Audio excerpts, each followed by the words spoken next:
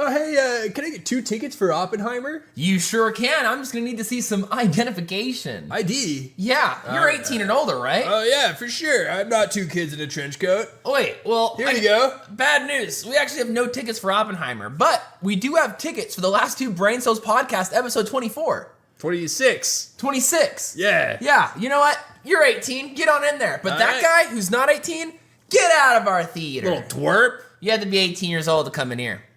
Let's do brain cells, let's do brain cells, let's do brain cells, let's do brain cells. Welcome to the last 2 Brain Cells. Brain cells, brain cells. We are 2 flat earthers who can No. count to 18. We're not. The Earth is a ball. Named Donovan and... I'm Austin. I believe in the globe. And today is June 24th. Fucking nailed it. You did it. This is episode 26. Ooh. And here's a sneak peek of what's to come. That's freaking sick. Pour up.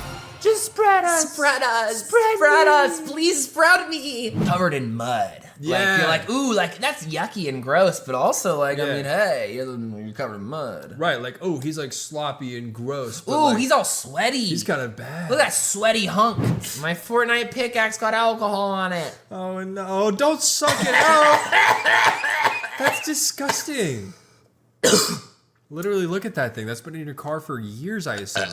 We're back. Hello. Okay, what's so funny, Mr. Funny Guy? Watching you pour this poor beer, no, and poorly. To pour poorly is... Poorly. But for the video watchers, you could see this beer has been to hell and back. I dropped it on the floor. And yeah, that's not atypical. Cheers. Cheers! But that's why I poured this Coors Light Tall Boy into our official Last 2 Brain Cells coffee mug that you too can drink mystery liquids out of. No one's judging. It's a judgment-free zone. Yeah, it's actually illegal to drink coffee out of this coffee mug. So anything else goes. Yeah. Well, I gotta be real. I had some coffee in it earlier, but beer as a chaser, I think that cancels it out. Can't fucking say that. You had coffee in that?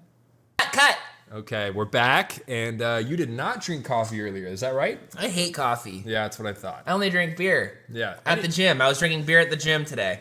We were at the gym today, And I wasn't drinking coffee, I was drinking a beer. and we go to, I think we've discussed this, but to Iron Forge. Iron Forge, Austin, Texas. Just to dox ourselves real quick. Pull up. And yeah, it's like a streamer gym. Yeah. So there's these really famous people who like to watch themselves, and other people like to watch them watching themselves. I like to watch them. But there was one today that she challenged me to Super Smash Bros.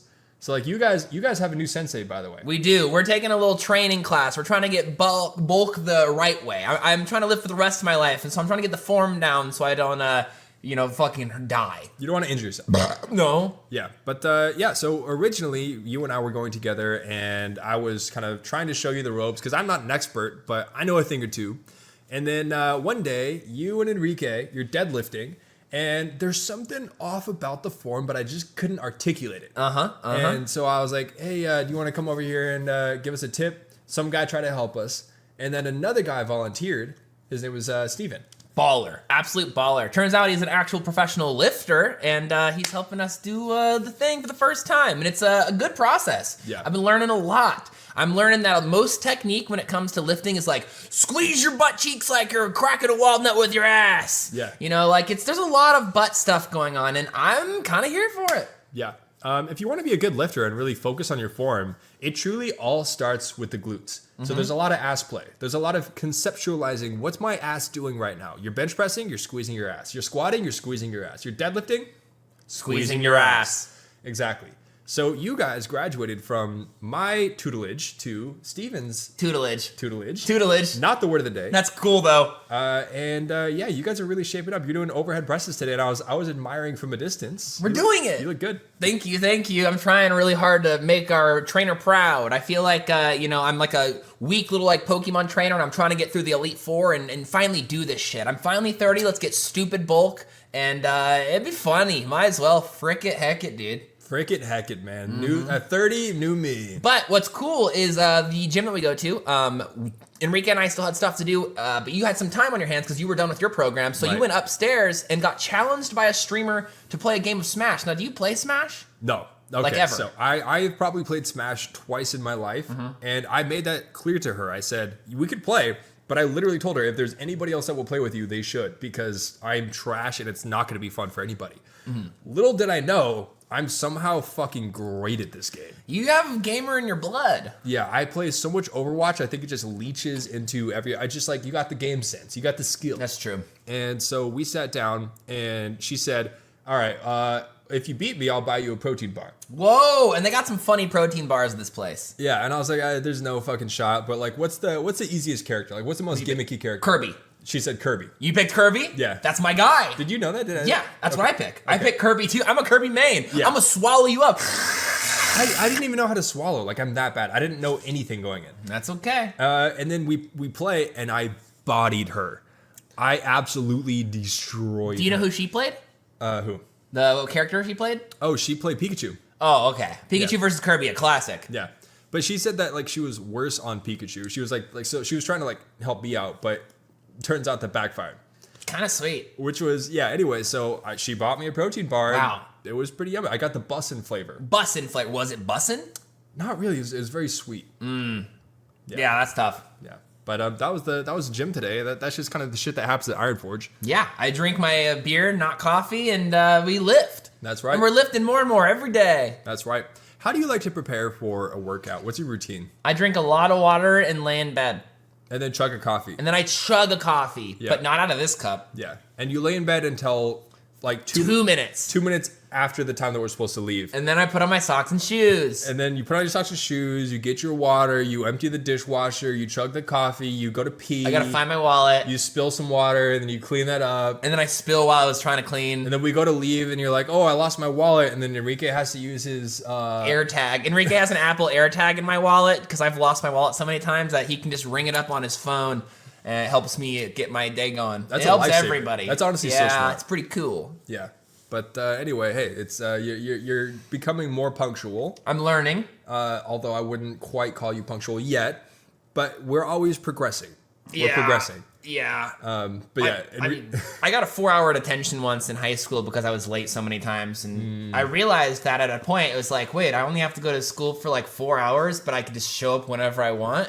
And I took the deal with the devil, and I just was like, fuck it, I'll do that 4-hour detention way later. Today, I'm going to be like 20 minutes late. Who cares? Yeah. You're like a loophole god. Mm-hmm. If Kendrick calls Drake a 69 god, which is weird, by the way. What the fuck's that about? I don't know what that's about. What does that mean? I don't know. What does he say? Something 69 god. Hey, run for your life.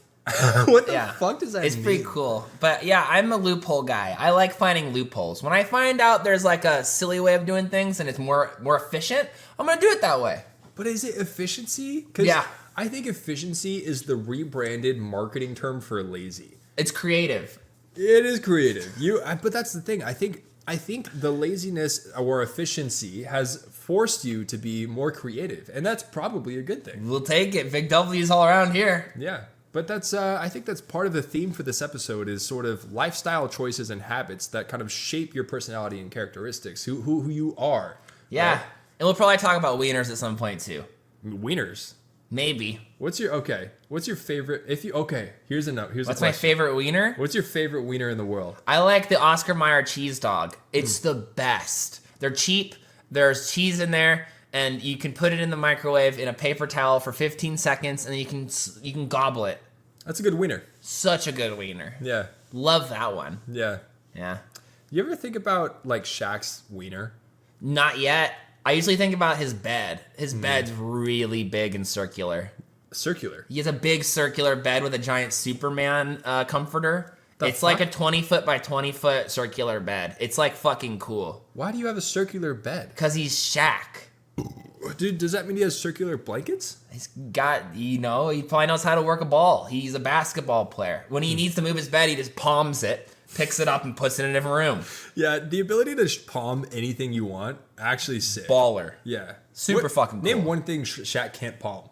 D's. Nuts? Yep, that's about it, dude. Your nuts are huge, but I'm sure he could palm your nuts. Yeah, I think he could. And if he wants to, he can. Come on through. Last 2 brain cells, we'll do it live. Shaq is the worst guy to get a hand job from because his hands are so big. He's going to make your junk look microscopic. Yeah, I also think if Shaq were to like put it inside you with his fingers, it would like you'd be like a shish kebab. His fingers are dicks. Yeah. They're dick equivalents. That's pretty cool. Can you imagine? Like if he fingers you with 2 fingers, you're getting DP'd. I think if Shaq were to like put a finger inside you, he's wearing you like a ring pop. Yeah, It's not looking good. You're gonna be a puppet, and he's the ventriloquist, and you're doing what he says. Yeah, I mean, hey, If Shaq says jump, you say how high. that's true. And if I say Shaq, make a free throw, he'll miss. That's his thing. True. That's his thing. He's just. I think he was a little bit. He needed glasses. He needed glasses. I think he's or just LASIK. a little cross-eyed kid. He's like, whoa, whoa, whoa. Yeah. Yeah. If Shaq were in the NBA today, he would be a machine because he would have had LASIK. There's probably like more specialized soul support. Because back when he was playing, it was either we just watched the Nike movie. Was it Air? And back in the day, it was either Converse or Adidas. And I'm sure they were bare bones, just shitty ass shoes. Yeah. And today they were like Nike Ultra Feather Soul Max Jump Support. I mean, it's pretty cool. They got like flubber on the bottom, getting you some extra hops. Put Shaq on flubber. I mean, it's triple double like every single game. That'd be tight. I don't know basketball. Is that cool? I don't know. I just like the flubber scene in the movie Flubber where they put flubber on their shoes and everyone's bouncing off the walls. Yeah. Shit goes crazy. I can't believe how quickly as a culture we forgot about flubber. Yeah, that's a flub on our part. We messed up on that one. Everyone remember flubber today. Yeah. And hey, if you watched flubber in the last, I don't know, year, you're the lucky listener of the week. Congratulations. Yeah. And it's not too late. If you could watch flubber, anytime soon, hey, we'll give it to you. You got it. You have a 24-hour window starting from this exact moment. Check out your clock. Go. Now. You have 24 hours to watch Flubber, and you will earn Lucky Listener of the Week. This is rare. We don't do this often. And I mean, I think we've gotten a little bit lazy with explaining this one because it's such a classic on the pod. But Lucky Listener of the Week, it's a big deal. It's like a badge of honor. Yeah. It's a really big deal. It's like being the mayor of a city for the day. Yeah, and if you have the opportunity to earn this, fucking go for it. Like, I'm gonna watch Flubber. Don't after sleep this. on flubber. Seriously, it's a win-win. Yeah, if you sleep on Flubber, you're gonna bounce into the sky. It's gonna be like a bouncy bounce bed. Yeah, you're gonna be the new Caitlin Clark. What's that mean? I don't know. She's a WNBA girl. Whoa. But enough about Flubber. Let's go ahead and do a little bit of a rundown of today's episode. We wanted to bring you a little bit of a menu of the items that we have at hand. And the first one was intro. How did we do? Rate of 5 stars on Spotify or whatever you're listening to. That was a smooth intro. Pretty good intro. Can I self-rate 4 stars? You could. Okay. But after that, we have fun fact. We have some stories that Donovan's bringing. Listen, this isn't a Disney thing on my part. Donovan's bringing a Disney ski resort story, something I was familiar with, but he apparently has a twist to it that I'm excited for. And then we have a little story about kidney stones and Thunder Mountain Railroad. Who knows? Maybe that's exactly what you need if you got a kidney stone. We'll find out. And then we want to talk about some legends that I am a big fan of. We're going to talk about John Hale and the Queen Spinner of Shell Shock, Tara.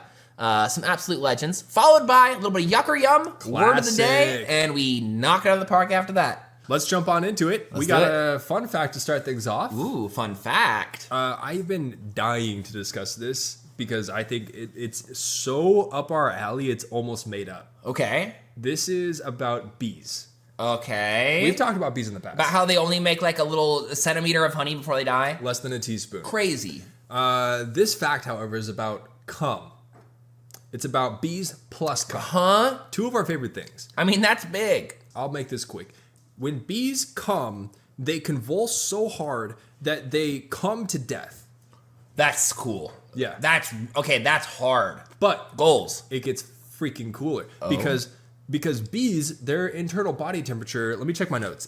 It's 35 degrees Celsius, right? Mm-hmm. So when it gets really hot out, aka 42 degrees and up, which is not uncommon today with global warming and shit. Right. They explode and come to death. They explode too? They explode and come to death. When it's too hot, they also explode. They come to death. That's so cool. So when it's 42 degrees and up, within 6 hours, at least half the drones, aka the male worker bees, are gonna come to death. Wow, I'm not gonna look at the temperature thermometer the same. If I see over 42 Celsius, I'm just gonna be thinking about bees coming and dying now. Left and right, they're just gonna be dying. And the thing is, they're dying from shock because they convulse so hard, their abdomen-sized penis ejects. And by the way, here's a bonus fun fact. Do you know what a bee dick is called? A penis? That's a fucking good.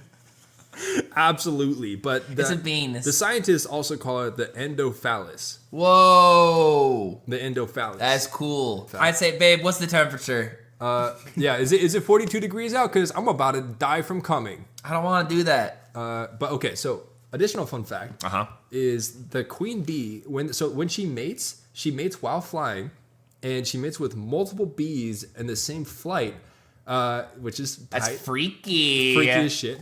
But all of those bees are dying after they come, and how they come is they basically their endophallus attaches to her, and then she stores it. She has a little compartment for it called the spermatheca.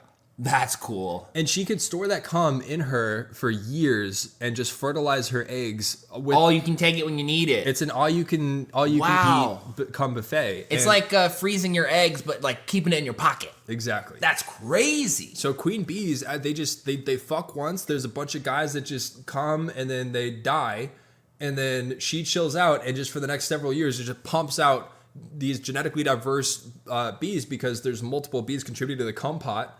Right?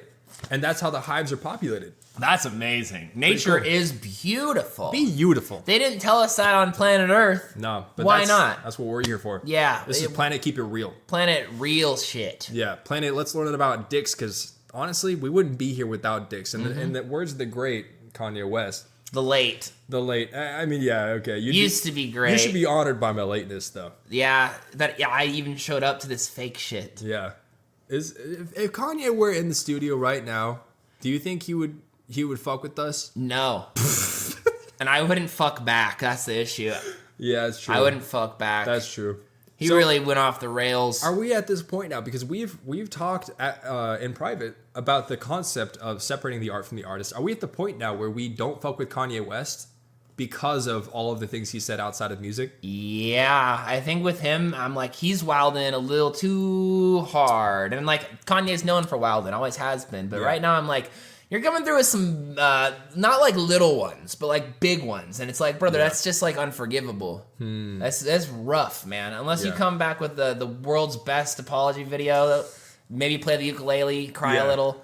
I don't know. You're telling me. He's in trouble. He's not doing good. I'll tell you that. I would go ahead and just skip it. I don't even like have any desire to listen to new Kanye right now, which is crazy because we grew up very much listening to Kanye, and now Kanye dropped shit, and I'm like, I just couldn't care less. But I think it's because this coincides. Like, his unpopular opinions are dropping at the same time that he's fallen off musically. If he still made bangers, I guarantee people would still fuck with him. We'd probably still be like, yeah, but like, did you hear the last track? Yeah, they're all trash. It's tough. It's a toughin'. Yeah. It's a full toughin'. Yeah, no, but he fully fell off. Yeah. All right, so let's move on. Oh, Disney Ski Resort. Oh, shit. All right, so my Mickey Mouse ears are perked. yeah, Mickey Mouse could probably hear you from miles away. Well, I don't know. He's like 98. Size of his, that's true. He's old. But old Mickey. The young Mickey when he was skin color. Do you think Mickey? So Mickey's girl is Minnie, right? Yeah, sure is. Yeah. Minnie Mouse. What do you think their favorite position is? Missionary. Missionary? Like, you know, like missionary, but for Minnie Mouse. Okay, one more time. Try it Let's again. go with, they like raw dog from behind. That's it. Mickey's getting it. Is that better? Is that what you were looking for? Give me that dicky, Mickey. Yeah. And hot dog. Yeah, Give me that hot dog. What's Mickey's cum sound? Boy. That's pretty good. Wow. I think Disney. No, because approves. like, I gotta be honest with you, one of my favorite sounds is Mickey Mouse in peril. There's a compilation of YouTube called like Mickey Mouse in absolute pain and misery for like 5 minutes straight. And it's him just like dying in Kingdom Hearts and stuff. And every time he's ever been scared. And his sound is always like, and I think he probably sounds similar when he cooms. Right. I would love to see Mickey in a live action Saw film. Yeah. Can you imagine Mickey wakes up, he's like, Where am I? You want to play a game? What is this contraption on my face? Someone call Pluto. Oh! You know, apparently Saw is on Disney Plus now. no shit. Which is fucking weird. Can you imagine the kid who's like trying to watch Moana or like 101 Dalmatians and they just stumble across Saw? Mom! What the fuck's that about? Oh, by the way, I have something very valuable for you. I'm about to give you something. What? Metaphysical. What? You're gonna give me a metaphysical? Are you a doctor? I don't think you're allowed to give me those. Is that when you go to the doctor's office on Facebook? Yes, A exactly. metaphysical? That's hilarious. Yeah, but no, it's a card. It looks about this yay size, and I'm handing it to you now.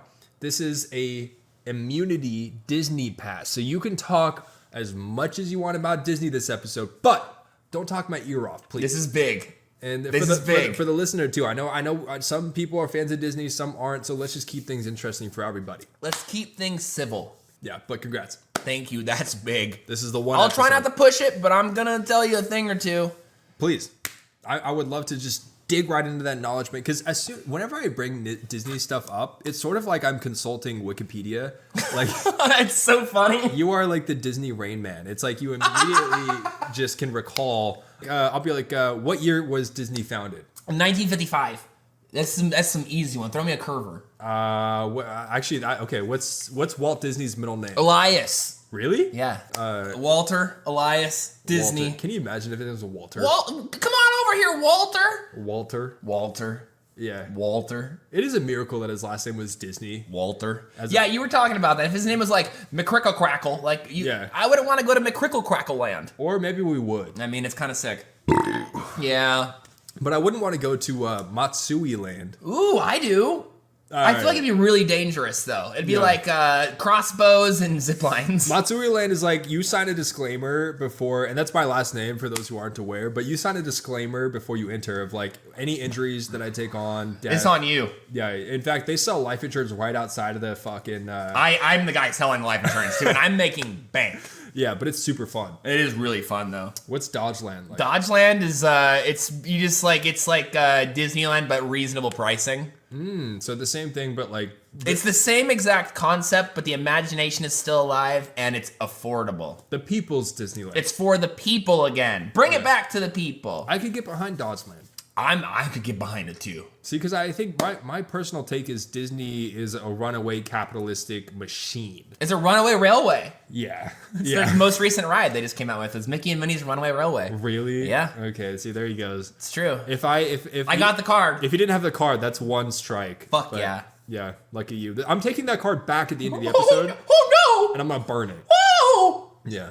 But for now, we're gonna talk about the Disney Ski Resort. Can you give a TLDR on what that is? All right, so the Disney Ski Resort. This is one of those things that I feel like we don't get to talk about enough, so I'm very excited to talk about it. It was one of Walt Disney's final projects before his passing. In 1966, he and his group of Imagineers and the Walt Disney production team came through with this great idea for a ski resort in the Sequoia National Forest of California. Now, what would be unique and interesting about this place was, one, it's run by Disney, so everything's gonna have extreme detail and perfection in the way it's created. But two, Walt Disney had a specific, very intentional goal of keeping this mountain still environmentally safe and friendly and trying to do the least amount of damage to it as possible. He wanted to show this valley off to the people in the beautiful way that he found it and not be the reason it got bad. So one of the ideas that he wanted to do was have a 2,000 car parking lot way down the road, and then you would actually get to the resort via either a train or a sky bucket system or some sort of transportation that would allow it so this valley had no motor vehicles to pollute the valley, which that's sick. I think that's actually really freaking cool, and I wish we got to see that. However, unfortunately, 1966, Walt Disney passed away, and this project pretty much passed away with him. This was one of those things in which the project still kind of lived and had some final breaths of air and spurts of changing of details and trying to make it happen, but without Walt Disney to lead the cause, environmental efforts and the government and many of a reason, this project just fell through and never came to fruition. But it was, at one point, a real idea. And if Walt Disney, I think, would have lived another, 10 years, I think it would have happened. But without him, that shit was falling like an avalanche. It's not possible. But you were saying you have something extra to add with Walt Disney and skiing. He loved to ski. We were watching a video about how his doctor was trying to get him to do more sports and physical motion, and he tried every sport like baseball, basketball, all that shit, but he really fell in love with skiing, and that was his thing. So this would have been the outlet. But you had some Walt Disney ski facts? Yeah, so this is just actually more of an add-on to what you already described. Okay. But it's actually how this park and Disney's idea of this park has affected every single ski resort in North America since then. Oh. And that's the grading system for all of the slopes. Whoa, no way, like Black Diamond, double Exactly. Black Diamond. Yeah, Disney is responsible for creating that. There was before 1964 in North America, there was no uniform universal grading system. So it was sort of a free-for-all. Any resort could kind of come up with their own shit, or sometimes maybe there just wasn't anything. And then they were like, hey, we should probably like find a good system for this that we could use across the board. And Disney was what pioneered that. And so they A/B tested a bunch of different things. And they found that this system, which ended up being green circle being the easiest, blue square being the middle, and then black diamond being the hardest, was the most effective because psychologically, it felt that these shapes and these colors represented their appropriate difficulties. And so like a circle is like easy, soft and soft. chill, and green is like a nice, it's like a Go, friendly green means color. go. And then blue is sort of like, interesting. And then the square is like, okay, we got some corners, we're dealing with sharp. And the diamond's like, fuck you, I'm gonna cut you. Yeah. And the black diamond is just, that sounds ominous. It does. And then double black diamond, it's like, no fucking shot. But yeah, so that's the reason that we have the system today. No shot. Yeah. I had no fucking clue. That's so sick. Pretty cool. Thank you for enhancing my knowledge of this shit, dude. I love that. My pleasure. I'm so glad. I would love to see what their other options were for the A/B testing, where it's like, we also had like a yellow rhombus. Yeah. And like people were just like, they just didn't do that one. They were like, I don't fuck with the rhombus. If you had to make a system, so like representing the difficulty of ski slopes today, there's easy, medium, or hard. How do you represent it? Happy face, nervous face, extreme, almost devilish smiling imp emoji. Devilish imp. Yeah, pretty good. Like sometimes I'll hit a couple devilish imp slopes, but typically I stick to the nervous face. That's what I'm saying. I mean, I was hitting some nervous face backside earlier, but like I'm thinking about going for 2 devil imps. Double imp? Double imp? Double dim. That's crazy, dude. Pretty nuts. But yeah, so that's my That's Disney cool shit.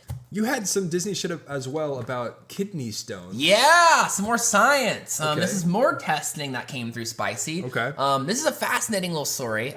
Kidney stones. Gotta love them, gotta hate them. Love to hate them. Who loves them? I don't know. Nobody loves a kidney stone. Urologists. Yeah, okay. They're getting money every time you get one of those things. That's true. But let me just say, skip your trip to the urologist. Also, let me just say, I'm not a doctor. Go to the doctor first. But if you want a quick and easy trip and tip to get that kidney stone out of your urethra area section, I don't know exactly where it is. Do girls have urethras? Yes. Okay. Yeah, we all got them. Okay. So everyone can get a kidney stone. This one's for everybody. They did some studies in 2016 in which we actually had a scientist test out a theory that the Thunder Mountain Railroad and Walt Disney World was responsible for helping people pass kidney stones with greater success rates than doing nothing. In 2016, we had a scientist bring a synthetic 3D model of a hollow kidney stone, or a kidney with kidney stones inside of it, hidden in a backpack with Disney's permission, and he sat at different parts of the train over the course of the day, and then after each ride would test to see how much of the kidney stone had passed and see if it actually helped in any way. So they actually found in the front rows, you had a 16% chance of it passing by the end of the ride being in the front. But it gets crazy. If you sit in the back row of Thunder Mountain Railroad, you got a 64% chance of getting that thing passed through the system and knocking that shit out.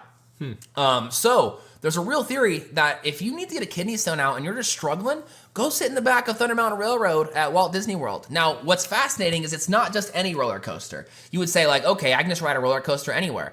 This was also tested on Rock and Roller Coaster and Space Mountain. And on Space Mountain and Rock and Roller Coaster, the coasters were actually too intense. The G-forces were keeping the kidney stone in place and moving it less. So you need to have a mild roller coaster that is shaky enough, but doesn't do things like inversions, loops, or too much G-forces. Yeah, so what they found was Big Thunder Mountain Railroad, you want to pass a kidney stone, go sit in the back and enjoy the wildest ride in the wilderness while you get that shit out of your body. I thought it was fascinating.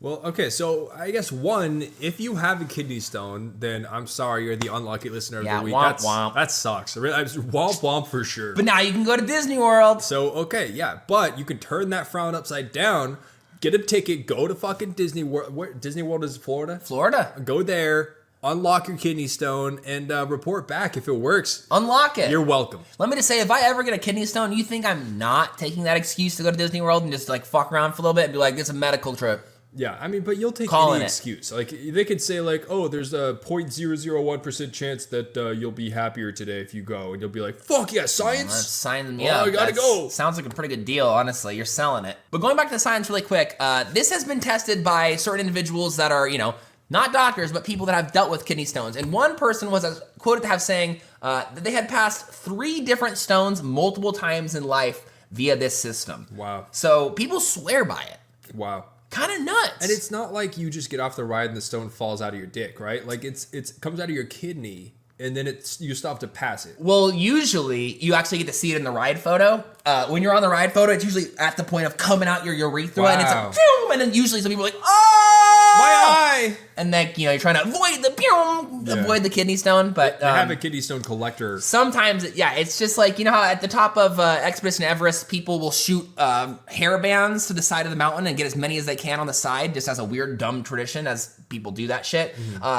Big Thunder Mountain is a kidney stone collector. They got a whole pile. Wouldn't it be cool, instead of a pearl necklace, to have a kidney stone necklace? Yeah. Or like if you kept all your teeth as they fell out as a kid and you made a necklace of all your teeth. Yeah, but that's been done. That'd be cool. I Wouldn't it be haven't cool seen if- it. What if sharks wore human teeth necklaces? That's hard. But only like the douchebag sharks? Yeah. Like- That's cool as hell. Bro, is that a molar? That's a human molar. Yeah. Watch, that's a canine. Well, that's so cool, Shark Chad. Oh, that's a nice canine. Human canine you got there. That's That'd cool. be tight. But no, that is interesting scientifically. I'm wondering why in the back of the ride it's so much more effective. So you actually have different speeds based on what part of the ride you sit on. So a lot of the time there is a lurch factor to sitting in the front of a coaster. When you're going up and over the top, the tippity top, you still have the back holding you down. So you don't actually get through the full drop in a sense. Right. Additionally, if you're on the back, you have a weight at the front now get pulling you. flung. So you get flung. So sitting in the back see. is traditionally like the intense, gnarlier way to ride a roller coaster. And if you're really trying to get like the gnarliest experience, you're gonna sit in the back. Okay. Yeah. There's like a significant difference too. Like you can test it out and you can feel it. No numbers. So do you always sit in the back? Yes. But I also sit in the front like a loser because I want to see what it's like both ways. Okay. Yeah. I see. I tested this recently with the Iron Rattler at Six Flags San Antonio, where I went by myself. I was by my fucking self, and I sat in the front and the back, and I was like, that is different. Yeah, that's true. That's awesome. Yeah, That's cool. damn it. Thinking about kidney stones and dicks just has me thinking, like, imagine Shaq passing a kidney stone. Because he has a 12-inch minimum Dongler. piece. And so he's got extra real estate, basically, of pain. Like, this is where I think small dicks have an advantage. So we got a rare win.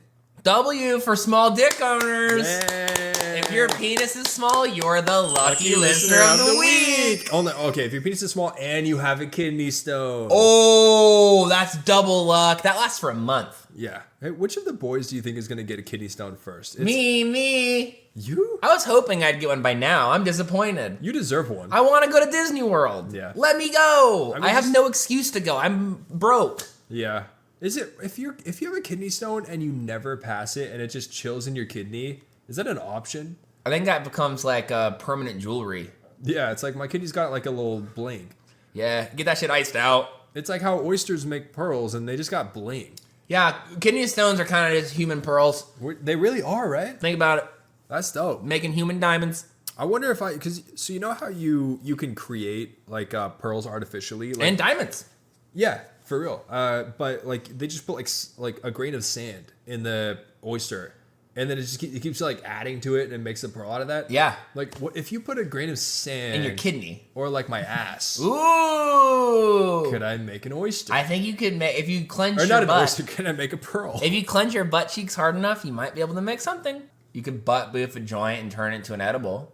Think about that. Sorry, what? If you butt boof a joint and then it turns into like you could turn that smoke from like, when water is in its vapor form and that turns into water and then it turns into ice cubes, you could probably turn your smoke from smoke flavor to a water substance to a hard solid Right. in your butt, and then you can sell it. Wow. Yeah. People buy anything these days. I'll buy it. Why do we have all this shit? I love dumb things. Yeah. I mean, like, let's be honest. I could reach for a dumb thing at every point in my life. I'm currently holding, for the audio listeners, a Fortnite foam finger cutout of a pickaxe. Which makes... this fell out of my car yesterday when I was trying to clean it out, and I said, "Oh, that's where my Fortnite pickaxe went." And I feel like I feel a little better. But the insane detail to add to that is that we're at a friend's house right now. Yeah. And so you have this within arm's reach on their table Yeah. for no reason. Yeah. This serves no function. It makes me happy. And speaking of things being functionless or maybe meaningless but bringing you joy, that kind of leads us to our next topic. That's right. Let me go ahead and transition smoothly to some of my actual favorite icons within modern theme park history. We're talking theme parks. I'm sorry, let's keep it rolling. Yeah. Should I go into it? Go in. All right, so I would like to quickly shine a light on two absolute fucking icons. I love when people are so determined or so passionate about something that they make it a manifesto, a life way of living, a way of being. And two people that I think do that very well are, one, a modern icon you may have seen on TikTok, the queen spinner of Shell Shock. Someone who prides themselves as being the fastest and best spinner on a spinning ride at the Mall of America called the Teenage Mutant Ninja Turtles Shell Shock. And this person is really good at spinning. Long story short, they go to the Mall of America very often, and they even keep notes on how many spins per ride they're able to get, with goals of getting over 600 or 700 a day. And let me just say, Tara, the Queen Shell Shock spinner, just recently broke a 700 spins in one day streak. And I gotta say, we gotta give it up to Tara. That's fucking amazing. Congratulations, Tara. Congrats, Tara. That's a lot of spins. Now, I gotta say, Tara was able to run because my man that I'm about to bring up walked. That's true. This is my actual favorite icon. This goes out to a man named John Allen Hale. If you don't know who John Allen Hale is, that makes sense. Hello. But you might know him as Mr. 10,000 or Mr. Radiator Springs. Unfortunately, the name Mr. 10,000 is no longer holding up because he has broken his personal record. But for those unaware, Mr. Radiator Springs is a man named John Allen Hale who rides the Radiator Springs Racers ride at Disney's California Adventure religiously as many times as he can within his life. At this point, as of May 27th, he has ridden Radiator Springs Racers 14,200 times, documenting every single race in a small notepad, saying whether he won the race or lost the race, as there is a racing element at the end of the ride. Now, here's what's great about this story. I think this is one of those things that you can easily pull back and be like, that's lame, that's stupid, what are you doing riding this ride so many times? But then you hear this man's story, and there's something absolutely beautiful to it. True. We were watching a little documentary of someone asking him, why do you do this? And this man's story was, he came from a place of isolation, loneliness, struggling with his weight, having issues with his knees. He was not moving much, not doing much, not talking to anybody. And this ride kind of came out at the same time he was able to get a couple life-changing surgeries where he got gastric bypass surgery, lost a ton of weight, got his knees changed out for some new ones, and he went for a spin on the Radiator Springs Racers, and he fell in love with it at first sight, and he started doing it, one, for the numbers, but about halfway through, or at some point on his journey, he realized this wasn't really about riding this ride a ridiculous amount of times. It was about the people he was meeting and the community he was developing and being a part of along the way. It got to the point where all of the staff members and even just locals know him as a legend, and you want to ride with him. He comes to the park by himself on Monday and Tuesdays, if I'm not wrong. He was literally here today based on an Instagram story. And he just rides the ride with people. Through that, he has been able to get out of the house, get himself a healthier lifestyle. He's now running Disney marathons, doing 10Ks, half marathons, all that shit. Still through Disney, but say what you will, man's is up out of his house and talking to people. And sometimes you just need that little motivation, that little carrot, that little dangler to get you out of the house and meet some people. Yeah. I'm very much someone who can deal with self-isolation. I isolate myself like crazy. But finding a little community is a life-changing thing. And wherever you find that, I say chase it. You can look at this story and say, this man is lame for riding a kid's ride every day. But I look at this man and say, he's got a mission. He's got a reason for doing things, and I support this shit. Yeah. So, hey, the John Allen Hale, I cheers to you. May someday I hopefully meet you, and if I do, maybe we can get an interview on the podcast. That'd be sick. Absolute legend. Yeah. You are a hero. I went into this a little bit skeptical, and I just heard the headlines of this guy. He's obsessed with this ride. He does it every day. He's done it thousands of times, and I was like, okay, just a nerd. He's lame. But we did watch like a small documentary about him before the episode, and my heart swapped. I cried. Yeah, it's actually touching. Like, this guy, he really found himself something that he loves, and I actually respect the shit out of that. So. Yeah, John Hale, he's a legend. There's something a little more understandable and relatable, because I think at the end of the day, not everyone can relate to growing up on Mickey Mouse, but we can all relate to wanting to be a part of something, wanting to be a part of a community, having a reason for doing anything. Passion is just amazing. Passion is hot. Passion is attractive. Passion is what we all seek. And so it's like, for every John Hale there's another guy who just hasn't found it, who's sitting on his couch at home wishing he had. Yeah. Like, if it just means there needs to be more people riding rides constantly just to like get their fix, honestly, like, fuck it. Like, get outside. If that's your thing. Everybody has a thing. We were talking to Enrique about like, okay, there's like every guy's a blank guy. Yeah, you're a blank guy. I'm a guy, and you're a butt guy. Butt guy. You're a butt guy. You like butts. I like butts. You like butts. I'm a lot of guys. I'm a climbing guy. You're I'm a motorcycle guy. I'm a traveling guy. You're a coach. I'm a coach to an extent. A doctor. Yeah, absolutely. A financial advisor. Certified gynecologist. And a therapist. No, but realistically, yeah. And so it's like, I love the idea that this guy's found something that just fucking hits him right in the dopamine fucking balls. It's amazing. And it's a beautiful thing. He takes pictures with every milestone with, a lot of the time, cast members from the ride that ride it with him. The cast members make him gifts and like sentimental objects, where one night he lost his hat on the ride, which he reminds you, he always turns backwards so you don't lose it. But one night fast. He lost his hat. It flew off on the track. And the people working the ride were able to, at the end of the night, they walked the track. They grabbed his hat, and when he came back the next day, it was signed by every cast member saying, like, you got this, Sean, you're an icon, you're a legend. And, like, that's beautiful. There's something beautiful. You lose your favorite hat, you go back the next day, and not only do you get it back, but all your new friends are, like, encouraging you and making it custom for you. It's a beautiful thing. But here's a question. What if John, instead of finding this ride, what if he found, like, the poker table? We're going to be talking about that in a minute. I actually have that coming up, actually. Okay. Surprise, surprise. Next up, we have a classic and one of the most exciting segments of the day, and in a while, it's called Yuck or Yum.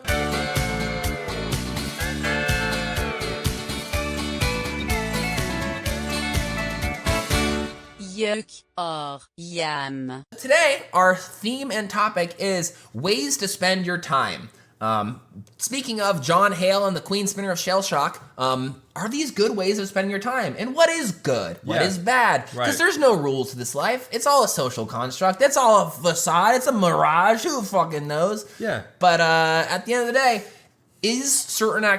are certain activities more worthwhile for your time than others? And both of us have written a list here of things you can do, and we're going to yuck or yum them based on whether it's a good use of time or not, right? Yeah, exactly. And I would love to actually preface this segment with just a little bit of conversation about this, because I think it's an interesting conversation that there is like a way to spend your time that's innately better than another way to spend your time, right? Is there an objective right way to spend your time on Earth? Because we can all, I think, agree that time is the most valuable thing that we have, right? Everything else is derived from our being able to exist, right? And so you could say, okay, you're wasting your time watching the grass grow.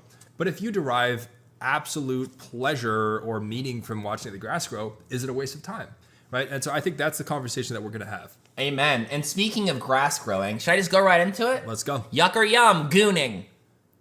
This is a tough one. Okay, so gooning, let me just define this for those who are... For the non-gooners, which is what, like 2% of our audience? I'm sure everybody knows gooning. Y'all been gooning. I mean, our audience is definitely... Listen, I think a lot of y'all have the podcast on a separate tab, and you got another tab open. Yep, so gooning is essentially marathon masturbation. You are spending hours in your cave watching pornography, typically a shit ton of porn, and just jacking. Just edging all fucking day. Just seeing how long you can stroke that schlong. Yep. And typically it's like hours or your to girl days. piece. Or your Girls can do it too. Yeah, girls can. Everyone can goon. Yeah. Gooning's for the people. Gooning's for the guys, for the gals, for the in-between everything pals. in between. Yeah, exactly. Amen. But yeah, so I would say gooning as a whole, for me, it's a yuck. Big yum. For you, it's a yum. I think you can find some self-love there. It's one of those things where if within moderation, I think it's not necessarily a bad thing. But we can't use that because we could always say with moderation. Correct. I think in this example, we're saying like just gooning without any... Non-stop. Not non-stop. We're not saying non-stop. We're not saying with moderation. We're just saying gooning. Well, more so, maybe we could even break this down a little further and say, like, how much is enough? I would say 1 or 2 monthly goon sessions, totally chill. Every day of the week, hey, go outside. Is gooning a good use of your time? Yeah. Yeah? Hell yeah. It's free. Can I ask, have you gooned? Sure. Yeah? You ever been a kid and you're like just discovering you can jack off and you're like, I'm gonna jack off for 10 hours? No. Absolutely not. Well, okay. You've gone for 10 hours? Yeah. What's your record? No, not 10 hours, but like fucking hours at a time when you're like new to the game and you're like, oh, well, boobies? I can do what with my You remember the pandemic? Gooning? Oh, yeah. Totally cool. The whole point of being on this planet is so we can nut and make more of us to be on this planet. To Nutting. Nut, to make more of this to be on this planet. To nut to make more of us to be on. And it's endless. But it's nut after nut after nut out here. yeah, but to just be able to just like have this technology now where we can just sit and plug into the nut IV for hours and just that's all you do and you're just you're in the matrix of cum. It's like, to me, that's too much. To me, that's like you're short-circuiting your reason to live. So is Coke. Exactly. No, but I'm not saying Coke is good. That's so true, but I am also someone who would rather goon than do Coke. Yeah, well, that's only because of your heart problems. I have heart problems. If you didn't have heart problems, you'd be doing a lot. I'd be doing Coke. Come on. You got me on that one. But all right, let's move on. Fuck. I have playing World of Warcraft. Ooh, fuck. Are we talking 10 years ago or are we talking now? Let's do both. Does it change? Fuck. For me, yeah. I would say in its prime time when it was like really popping. Fuck. This is again going back to the question of moderation, but I would say yum. Okay. I would say yum, but fuck. Please get off the console every once in a while. Get off your computer. Touch grass. But you can do it. Like, you can play World of Warcraft. I think it's something really beautiful. And again, it's community-based in that sense. If you're doing it for intentions of like meeting people and joining a guild and being a part of like 35 people Discord calls. Right. Hell yeah, have fun. I have to piss. I gotta pee so bad. Can we hit a... Peeing, yuck or yum. Absolutely massive yum. But within moderation. I don't even know. Nah, pee all you want. Fucking Pee yum it up, fucking yum to it the up, high bitch. heavens.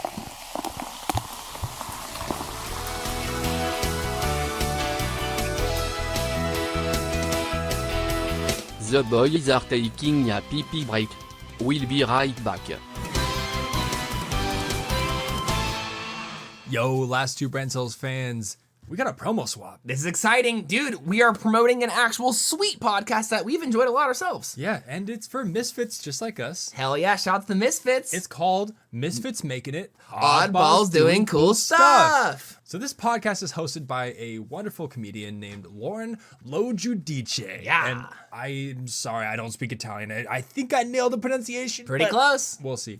But yeah, she likes to interview fellow misfits. I think it's kind of exciting. This podcast is sweet because you actually get to meet and talk to fellow creatives from SNL, Netflix, Late Night, Comedy Central, The New Yorker, Vanity Fair. It's exciting. And what's really cool is it's also indie musicians, indie comedians, indie podcasters, That's indie us. writers, artists, and entrepreneurs. And what's really cool is we all have one same seed in common. We're a bunch of oddball misfits making cool things. Yeah. And if you're making cool things, this is a central hub for you. So please, if you can, listen to this podcast, listen on all streaming platforms, and find more information on laurenlogie.com. We're back. My Fortnite pickaxe got alcohol on it. Oh no, don't suck it out. That's disgusting. Literally, look at that thing. That's been in your car for years, I assume. We're back. Hello. All right, we're back. All right, do you have the tears out of your eyes from sucking Surge out of your Fortnite pickaxe? Yeah, that's life, baby. All right. Sometimes you guys just slurp juice. Yeah, but you don't have to. Yeah, you do. You don't. And let me tell you, last night, or 2 nights ago when we recorded our last episode, I don't know what it was, but I felt like I needed to slurp juice. You I have to make slurped it quick. a lot of juice. On the conversation of moderation and what is and is not okay, I'm gonna tell you a quick little fun fact. Fun fact number 2. Last episode, I got fucking hammered, and I did not mean to. Smashed. And I apologize for being obnoxious to the general public and to you, my Thank pal. you. Yeah. I'm sorry. I'm not gonna say the softcore play at home really did push it, but I watched the video back and I drank a lot during softcore play at home. You revealed to me that you actually have no recollection. Yeah, of I'm gonna tell softcore you. Play at home. I have a pretty good tolerance to alcohol, but White Claw Surge fucked me up, dude. I haven't been that fucked up in a long time. Years. Like years. And let me just tell you, we ended up hanging out after the pod, watching some movies, eating pizza and shit. And at one point, I had to get up and go to the restroom because I was like, I don't think my tummy's feeling very good. And so I went to the restroom, the classic crisscross applesauce in front of the toilet. And then all of a sudden, I'm like, I just take a quick minute. And I took a nap. I took a nap on the toilet, my head on the seat. And Donovan, being a good friend, came to check on me. And you told me a story that I don't remember, whether it was I was too drunk or I just had woken up from a toilet nap. There was an experience where you realized, you know what, maybe he's unhelpable right now. Yeah, well, okay, so because you had literally spent hours in there. It was somewhere. I took a nap. Just south of 3 hours. You were watching a movie, I literally fell asleep. Yeah, and so the movie finished, and I was like, where the fuck is Austin? And you had been in the bathroom the whole time, and then I was like worried, and I was like, okay, what's going on? I didn't even throw up. I just took a nap. Yeah, no, I didn't even throw up. But your pants were off. Yeah. But okay, so I knocked on the door. Like fully off? Fully off. I was naked? You were sitting on your pants. I was fully naked. And your boxers. And, I was in my boxers. And, okay, I thought I was like naked. But I knocked on the door and I hear, "Whoa!"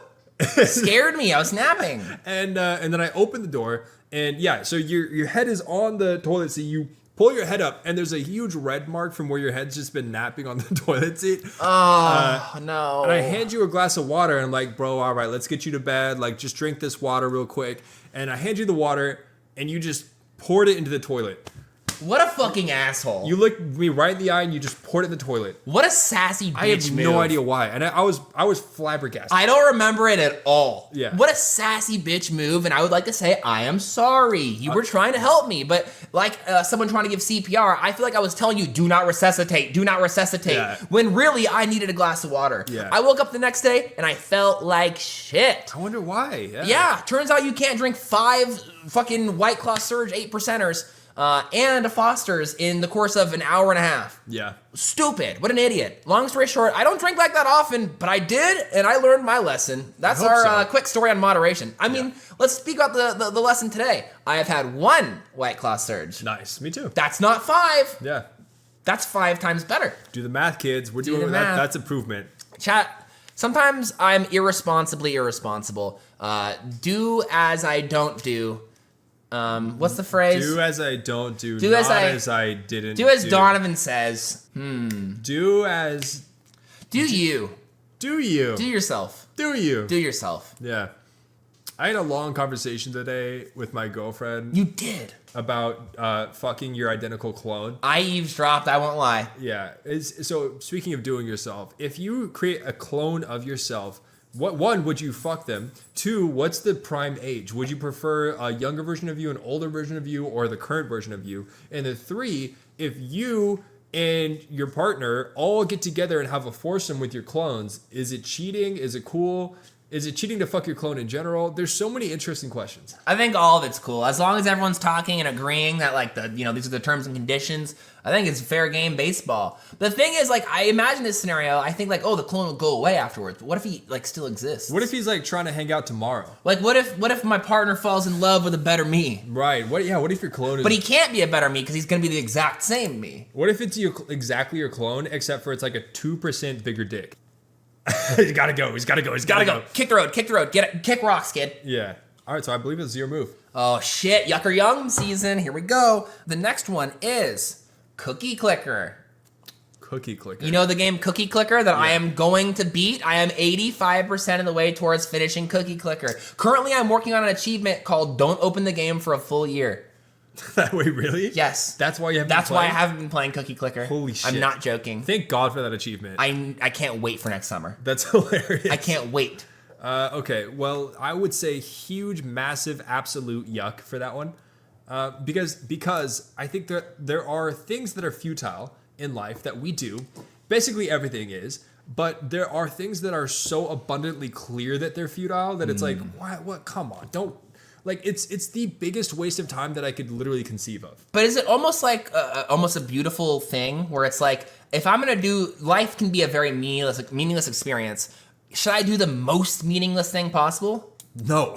Okay. But that's my opinion. That's fair. If you derive pleasure from just the fact that you are saying, you know what, fuck you, God. You made me to do something and I'm not gonna do nothing. That's pretty cool. Yeah. I respect it, but it's not my Not your cup of tea. Not your cookie to click. Not my cookie to click. But I have a follow-up. Skipping Cookie Clicker for the rest of your life, never playing it ever, but actually making cookies every single day without a miss. So you're making cookies? Every single day. Because the game Cookie Clicker is a game about making cookies. Right. What if in real life, rather than playing a video game, you just actually physically make cookies every single day of your life? Yeah, that's awesome. What if that impedes you traveling, going places? It's a obligation. You have to make them every single day. But do you want to? I don't know. At a point, can your passion die? Sure, yeah, it could. But you have to. If the situation is that you're forced to make cookies every day, huge yuck, right? But if you want to make cookies every day, awesome, go for it. That's fair. Yeah. Now, what if I want to click cookies every day? Absolute yuck still. What, you can't just bring it back and I'm like, oh, you know what? I really turned a new stone after. I tried to give you the old flipperoo, but you stood still. Yeah. I'm proud of you. It's disgusting. I'm gonna get 100% though. But you know what? Stop. I'm going to. It's painful as a homie to be like, oh yeah, my homies are like living it up, like doing the most, and then you're just like click, click, click. No, click, I don't have to click. I have auto clicking at this point. Right. I bought it with my cookies. All right, we're moving on. Okay. We got doing methamphetamines. Yuck.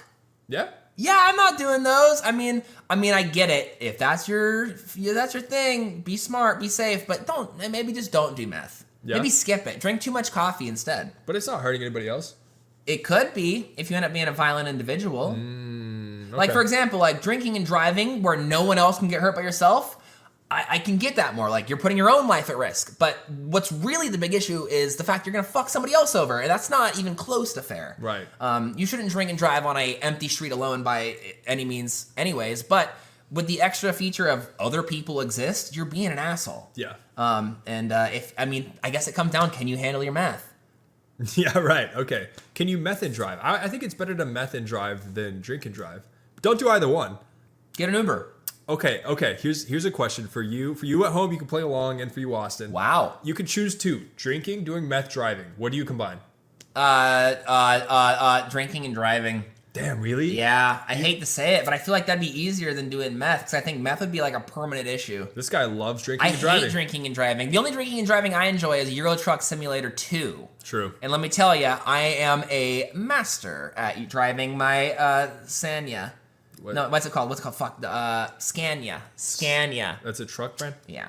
All right. What's more yuck or yum? This is a two-parter again. Watching an entire series of a show, like 7 seasons, in the course of like a day or two.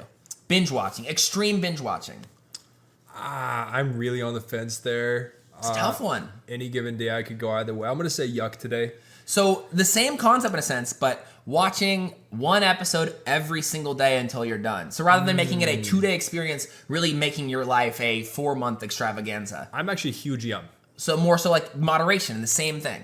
Yeah, but it's because like every day a little bit of pleasure is kind of nice. I feel that. That's why I've been really enjoying watching Survivor with y'all. We're watching Survivor season 42 right now. Fuck yeah. And it's been a blast. And if you're a Banu fan, I'm sorry, you're the unlucky listener of the week. But if you're one of the millions and millions of Banus in the world, or if Banu won your heart, you're also the unlucky listener of honestly, the week. just I'm sorry fuck about Banu. that. Yeah, Like, Banu sucks. I love Banu. Yeah. I love him, but he is the worst Survivor competitor I've ever seen besides Jelinski. We can move on here. All right. Okay, so I'll ask one more then, since that was such a quick one. Gambling all the time, constantly, every day. but you're really good at it. Oh, huge yum. It's a yum. Yeah. But the risk could still hit that you lose it all. But so thus far, you've been really good. You're pretty fucking good. But they always say the house wins in the end. Yeah. I guess I'm yum. I'm yum. I think if you were able to like Robin Hood those casinos and take the money for yourself, maybe give it back to the world, then big yum. But there is a danger to it, and that's where it gets a little yuck almost. It's yuck because you inevitably will crash and burn. But while you're high, it's a fucking high. Okay, you know what? No, I'm not saying for anyone who's struggling with a gambling addiction or has it in the family, or like I understand it's fucked up. Don't do it. Don't gamble. But hypothetically in podcast world, gambling's pretty fun. And in theory, it's cool as shit. It's awesome. I learned my lesson. Yeah, but I actually for a while I wanted to be a professional gambler. And I still do, but I know it's not gonna happen. Yeah. But there's a type of gambling you can do where you can hedge basically the edge that you get from various gambling platforms in order to always win. Gambling edging.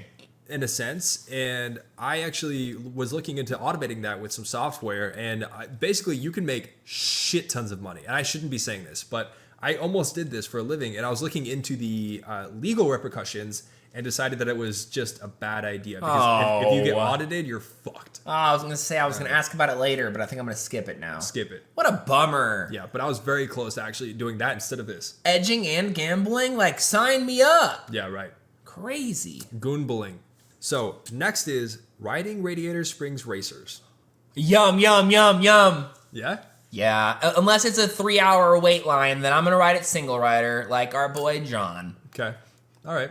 So just no matter what, it's a good use of time. Great ride. Wonderful ride. I figured you'd say that.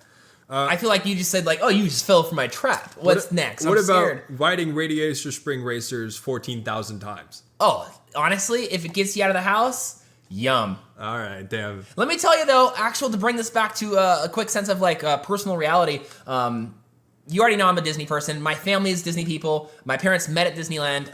My grandparents, while they were alive, would go to Disneyland daily just to walk. They wouldn't even ride rides. They would just walk around and enjoy the atmosphere and maybe get lunch. But my grandpa was a fiend for Buzz Lightyear's Astro Blaster. And Astro Blaster? Yeah, it's really good. There's an Ass Blaster? Astro Blaster. No shot. Yeah, it's really good. What is It's a ride in which it's a dark ride where you sit in a small little capsule and you have guns, light laser guns, and you get to laser point your guns at targets, and there's actually scores and strategies and ways to play. And my grandpa fully like studied the game. Damn. And he taught me the ways, and I am actually a Astro Blaster fucking fanatic. Really? Because of it. And now he's no longer with us, but every time I shoot at that volcano an extra time, that one's up for my grandpa. Yeah. But my man, straight up retired, would go to Disneyland, just ride Astro Blaster a couple times and like try the techniques he read on forums online, talk to people at the park about like his new techniques and whatnot. And then hilarious. Toy Story Midway Mania came out a little bit after, and my family still will go to the park for crack of dawn, walk around a little bit, ride Toy Story Midway Mania while there's no line, just getting there, and then go home. And they actually they take it seriously. Wow. It's silly, but like at the end of the day, I don't think my grandma would be leaving the house without it. Yeah. And that's like true. And I think realistically, my grandma's gonna live longer because she's moving, grooving, and astro blasting. They knew what they were doing with that name, right? Like Astro Blaster? I'm gonna say I just realized right now. No. Yeah, it's obvious. No, I had my blinders on. I didn't see it. I would love to ride Buzz Lightyear's ass blasting. Yeah, that's really sick. All right, before we call it a wrap, we have one final little treat for everybody. This is another classic, and it's Word of the Day. Word of the Day!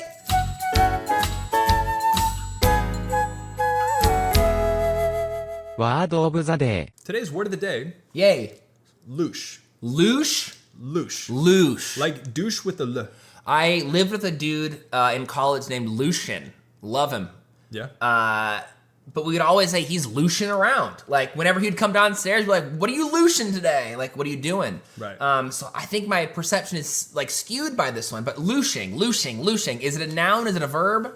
It is an adjective. Adjective. Can you use it in a sentence, or is that too much? Yeah, I think maybe your buddy Lucian could have been Lush, but what can you tell me a story about Lucian? I think he's a funny guy. So Lucian was he was on the smaller side of human. He was a child actor, and he would come downstairs with unprompted and just be like, you know what, guys? I think I'm gonna get drunk tonight. And he'd be like, okay, Lush, do you? And then he'd go downstairs and tinker with his moped while wasted, and then come upstairs and be like, guys, I'm lit. And he'd be like, nice, Lush. And like, no one's drinking with him. He's just like giving us updates. That sounds awesome.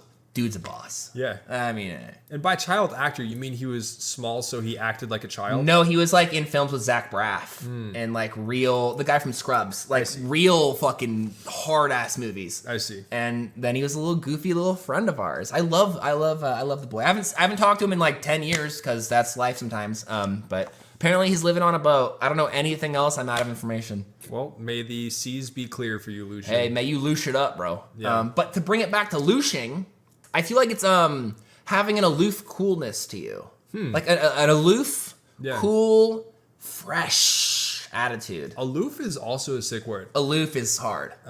You're close-ish. Okay. You're pretty close. Looshing. Maybe a little sloppy. There's sloppy elements. You could be sloppy and louche. Like you can get some like sloppy loosh.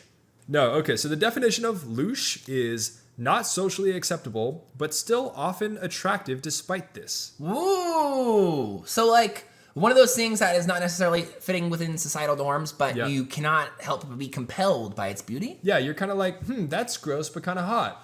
Yeah, like like I think when you see like a food going bad, sometimes you're like, whoa, like that's an interesting shape and texture, but I know that's mold. It could be. Yeah, actually, this morning I made potatoes for breakfast, and they were going bad. They were gross, and they smelled gross. But I was like, you know what? I'm gonna cook these up, and they legitimately tasted and smelled off. But it was kind of like, is this flavor? Is this seasoning? Is this yummier because it's? It was off? a little louche. It's a little louche. That's kind of sweet. Yeah, but I can't lie to typically you. it's more like attractive, like hot. You know what I mean? So like someone being covered in mud. Yeah. Like you're like, ooh, like that's yucky and gross, but also like, I mean, hey, you're covered in mud. Right, like, oh, he's like sloppy and gross. But Ooh, like, he's all sweaty. he's kind of bad. Look at that sweaty hunk. Yeah, that's louche. That's louche. Yeah. I mean, honestly, when we're walking out of Iron Forge Gym, we're usually looking pretty louche. Honestly, I think we're some louche guys. We've been told we're pretty louche. Yeah. We're trying to get loucher by the day. Are we proper and clean and collected and civilized? Oftentimes, no. No. In fact, maybe never. But No. maybe some people find our impropriety and grossness and Charming. louche. You know, it's like your pheromones might smell like shit, but there's something primal there where you're like, ooh, that sweat's kind of hot. Right, louche. Louche. There you go. Vabbing, very louche. Disgusting. I go back to episode vabbing. I hated that one. That was another. Oh, that was an Urban Dictionary word. Hated it. Cobbing. Cobbing is the penis version. Still hate it. Yeah. I'll never forget, but we are an educational show. Like earlier today, we reminded ourselves of how educational we are when we were talking about coming. And we said, you know, the human comes at 28 miles an hour. And we realized, where did I learn that? The Last Two Brain Cells podcast. Right. So you can walk around and tell people things like that too, if you want. Yep, and I hope you do. Hey, please share the knowledge that you get on this podcast with anyone and everyone, and I hope you do learn something. Additionally, we would love to hear your feedback on the Yuck or Yums and what you think is a good use of time, your thoughts and opinions on the Queen Spinner of Shell Shock, our homie John Allen Hale, Mr. 14,200, on our Patreon. Leave a comment on Patreon or on YouTube or wherever you're at. If you could hit us up on all socials, that would be huge. YouTube, TikTok, Instagram, any podcast platform. Rate us 5 stars, whatever you can do to feed the algorithm. Daddy, he is hungry. Plus, we are really trying to make this a full-time thing because we love making this show, and hopefully you love listening to it with us. So if you want to keep that rolling, patreon.com/L2BC, patreon.com/L2BC. We got some bonus content for you, and let me just say, it's good. It's a pretty spicy. It's pretty spicy. Yeah, but really, thank you so much to those who do support on Patreon. It really helps out, and thank you so much to those who join in the future. It also really helps future us out. Yay! And if you are not currently a member of the Patreon and you have no plans or intentions of joining the Patreon, that is totally okay, and I understand. And you can't financially support everyone who you want to sometimes. Totally. But What you can do is tell homies. Tell a friend who's rich. Yeah, well, just anyone, because maybe they know a friend who's rich. That's true. No, in all seriousness, it really does help spreading this podcast by word of mouth. If you just let people know who might be into it, that would mean the world as well. Use your mouth and spread us out. Spread us out. Please. I'm begging to That's be all we spread. want. We just want to be spread. Just spread us. Spread us. Spread me. us. Please spread me. And if you need any of those links, just check our link tree in the show notes. All of them are in there. So every platform is easy to find for you. But let's wrap this up with a fun, experimental, last two brain cell style outro. What are 3 things you spread? Asses, butter, Nutella. And if we are anything like Nutella, then we have nutrition. Nutrition facts. Yeah, and so it's a fact that for this outro, we're gonna read the nutrition label for this podcast episode to you live right now. This almost feels like a, whose line is it anyway outro where like the credits are rolling and they all just like do something silly. So can I ask maybe the editor, maybe put on like some copyright free elevator music? Okay, And, go. Oh, damn. Okay, well, this episode is brought to you by Nutrition Facts, and in today's bowl of last two brain cells, you're gonna see 100% margarine, You're gonna see some vitamin D. a lot of red 40, Well, it's a cancerous amount of red 40. 3 grams of protein, Some education, salt to taste, a little bit too much Disney knowledge. sea salt for extra taste, Himalayan sea salt because it's pink, thus you should spend more money on it. You can't have Himalayan sea salt because the Himalayas are mountains, the seas. I don't know, you can ask the Himalayan sea salt people because I've been snacking on it. It's pink. I don't think you have been snacking I sure on it. have. I think you've been snacking on Himalayan I'm salt. just reading the box. All right, and so the box says Himalayan sea salt. Himalayan. You don't Google this right now. We're doing an Himalayan outro. Sea salt. It's not a thing. There it is. Himalayan chef pink sea salt. It's Himalayan salt. It's simply Himalayan salt. Oh, it's not sea salt? No, sea salt comes from the sea. Oh, you guys, I'm sorry. I read the package wrong. It said salt, not sea salt. And it has some healing chakras in it. Yeah, So if you put a little lamp underneath it, you're gonna feel a lot better. yeah. And the last ingredient we have, most importantly, is a lot of sugar. And not just regular sugar, fructose, muctose, and last two fructose. Yeah, so thanks for joining us. This has been the last two Bructose, and for now, we're signing out. Signing out. Bye-bye, bye-bye. Oh, wait. There's actually one more ingredient. You can't forget it. It's two silly boys with a lot of love. And we love doing what we do here. So thank you for joining Last Two Brain Cells. Have a lovely day.